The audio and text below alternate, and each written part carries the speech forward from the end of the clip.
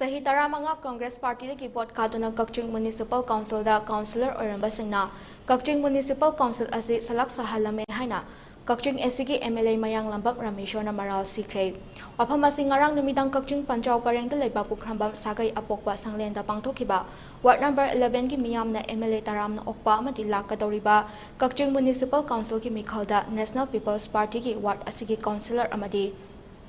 Member ki mirep oina ba thorang toriba intending candidate singbo miyam da sakta pagi thorang da MLA M.Rameshwar na phongdokhibani MLA na makhata na phongdokhibada jahitara manga Congress Party ki councillor singna pairambada asoiba aranba senja thumja gi thabak kaya chathakhiba adu hojik paliba lengak asna khangbadagi makhoi gi mathakta vigilance tharaktuna council asigi account sing thingjinduna makhoi gi mathakta thigatpa hokre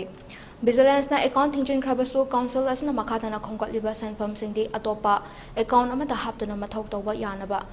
ayabada pire Hojik Jun thagi collection council asigi makhuta leikrabani karigidama council asigi makhada mathok tawriba sanitary workers singi kutsumal sing pithok tribano MLA na case thajulakpadagi councilor gi account thingjin khibana sanitary workers singi kutsumal piba ngamdabani haina aranba paw kaya sandokle Hiram asida MLA na yawruba leite MLA bulan uhana bahotna bani haiba wafum kaya phongdoke thoram aduda MLA gi ward number 11 ki miyam ki maikati gi party gi lengyan yan biduna taram okpaga loinana ward asida lakatoriba Kakching Municipal Council gi mikhalda mirep oinaba thorang toriba councillor da salam joy member da Kakching tiken amadi Kakching Robindro miyam da MLA na saktakhi Manipur da layama Congress ta pai ne matamda Congress kan chela Congress ki pura council pai makangu da nasi Kakching Municipal Council si sarvanas hana mamanga makoina sarkar biar ko bharat sarkar biar ko project ki paisa leba lottery da funding ni ko paisa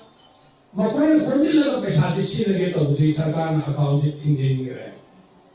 adu makoina sagil khalamba account thingjin la सरकार permission में पिले कई है पिले हौजी की नोई ना collect और विभाग में बताओ आपको का अकाउंट दा आपको सीजन हो हाईली Kakching Municipal Council की अमोट पर सिंगो का सुपर सिंगी तो पीडीआरजी नंबर 1 में जून में कलेक्ट हो रहा है हौजी जुलाई जो कलेक्ट हो रहा पैसा दे मोय मकुत पाइनी लईबा प्रेजेंट एमएलए मधुदे याऊ रती मोय कई है संदोई MLA na case hajila ko dagi akoi account thingjin bi dagi tono pigo namdre nai